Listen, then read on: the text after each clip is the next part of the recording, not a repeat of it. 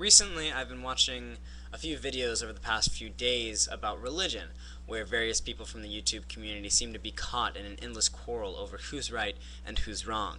The Christian versus atheism scene is fairly popular here on YouTube.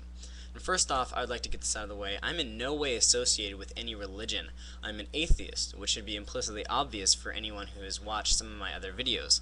However, I am for the most part vehemently against the philosophical mindset of the atheist community here on YouTube. The more I watch these videos, the more I feel like I'm simply watching the same thing on repeat. You have the atheists on one side arguing against the morality of the Bible, and the Christians on the other side arguing that evolution is fiction.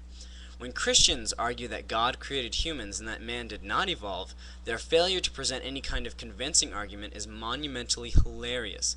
The problem with most arguments that atheists make here on YouTube is that they attack the morality of the Bible itself, which is horrendous, but they often do not address the means in which that morality is accepted, faith, which under the premise of faith, the Bible is infallible.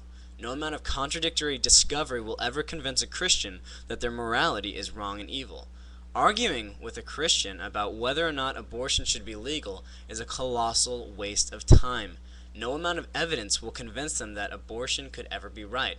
They believe, and when I say they, I mean the majority of Christians, not every single one, but they believe that when a child is conceived, it has a soul, despite how far along it is developed. You cannot convince them otherwise. They believe that the soul inhabits the body and controls the mind. They do not accept the premise that the human mind is aware of itself, which creates the conscious faculty that is capable of choosing and understanding alternatives.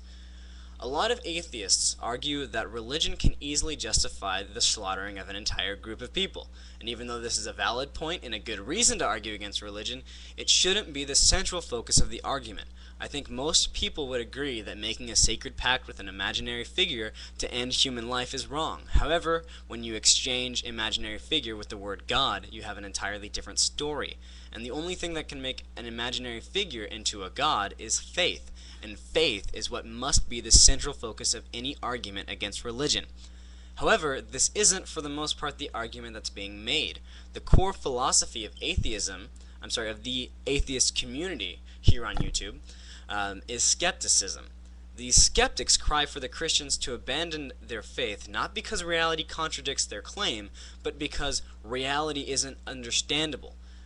To not only denounce their faith, but to denounce reason as well. So skepticism and mysticism, or philosophies that involve faith as a sole requirement needed to accept the basic foundations of that philosophy, are two sides of the same epistemological coin.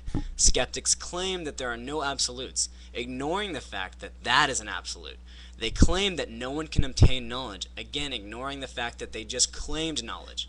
Faith designates, to quote Leonard Peikoff, the blind acceptance of an ideational content. Acceptance induced by faith in the absence of evidence, or proof, end quote. Skepticism claims that knowledge is impossible. Mysticism claims that knowledge is automatic. Neither is true.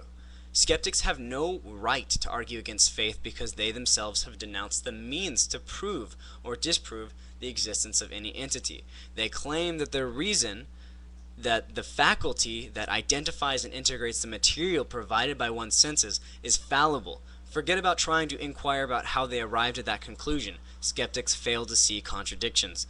The skeptic's basic premise is that the mind is limited and therefore nothing is knowable. Again, if you try to inquire about how they know that, you will just receive another string of inconsistent examples. Notice how I put emphasis on the word example, meaning that in order for there even to be an example, one must recognize that an object exists and is being observed and can be used as a knowable fact of reality. However, unlike the skeptics, I accept that there are absolutes, and I revere, instead of denouncing, the means I use to discover these absolutes. Reason. It is the only means in which we can understand anything. It must not be cast aside, left for dead, where the Kantian vultures that engulf our society are viciously waiting to devour it completely. We use reason in every single aspect of our lives. It is how we determine where we are, what time it is. It allows us to use logic, which in turn allows us to use which in turn allows us to form concepts so we can build things like cars, airplanes, computers, the internet, whatever it is we desire. Reason is the faculty solely responsible for our civilization. Faith is the destroyer. If man, as a whole, had accepted on faith that his means would be provided for him without the effort of thought, we would have been extinct the moment our minds became aware of themselves. The only way one could truly sell faith is if it's coupled with force and fear. Nothing about the actual definition of faith is appealing. In recent times, primarily amongst individuals in the religious community, faith is used to characterize a person who is loyal. It carries very good implications. However, the actual meaning of the word is anything but. Every single religious person I have talked to has said that their faith is backed by evidence. Many religious people, pastors even, claim that blind faith is bad, forgetting that blind faith is redundant. If you have evidence for believing in your God, then you aren't accepting it on faith. You're accepting it on facts of reality. However, when a religious person claims they have evidence that their God exists, it always boils down to Jesus having flown down from the heavens to save them just in the nick of time. Notice how this is not actual evidence. The point I am making is that they're claiming to be religious not on faith, even though that is exactly what religion calls for. They know, as most people I think are now aware, that faith is what caused the Dark Ages, and reason and logic are what brought us the Industrial Revolution and drove the mystical tyranny that plagued our lands into hiding. It's what made communicating with one another instantaneous, despite being thousands of miles away. Everyone uses reason for most aspects of their life. So why would one person use faith to discover philosophy, their comprehensive view of life? Why would you use a means that does not require thought, that requires nothing but effortless submission, to determine how you view life, how you obtain happiness, how you should deal with man? Philosophy is so astronomically important as it influences every single choice you make. It seems absolutely absurd to me that one would use faith as the means to discover it. And this is the argument that needs to be made, but it needs to be made with a strong, consistent epistemological foundation. It cannot be made under the premise that reason is faulty. If you state that one cannot know anything, then you have no ground to speak about any subject, since you too must be held to the idea that you do not know and cannot know anything. However, if your premise rests on the foundation of the first three primary axiomatic concepts that exist and exists, all entities have identity, which is a corollary of existence, and the only way to understand it or be aware of anything is to be conscious, then you will have the freedom to make an argument. Only when you accept these three primaries, only when you accept that these three primaries are inherent in every bit of knowledge, can you make a consistent statement. To denounce them is impossible. To do so would cause you to use every single one.